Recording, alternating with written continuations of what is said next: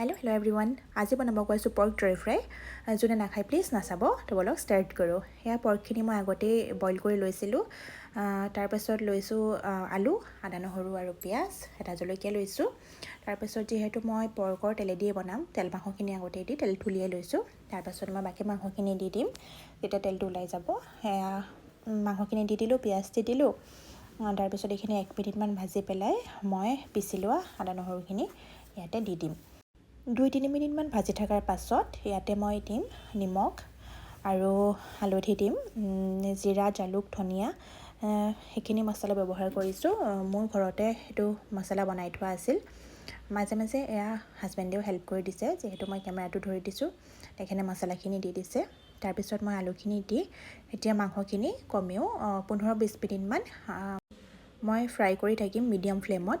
তাৰপাছত মাংসখিনি মোৰ হৈয়ে গৈছে। মাজে মাজে লাগি ধৰাৰ দেখোঁতে পানী ছটিয়াই দিছোঁ অলপ অলপ। সেয়া মোৰ মাংস ৰেডি হৈ গ'ল খাবৰ কাৰণে। গৰম ভাতৰ লগত খাই যে কেনেকুৱা মজা লাগে, মোৰতো বিৰাট ভাল লাগিলে। আপোনালোকৰ কেনেকুৱা লাগিল চাই জনাব। আকৌ লগ পাম এটা নতুন ৰেচিপিৰ সৈতে।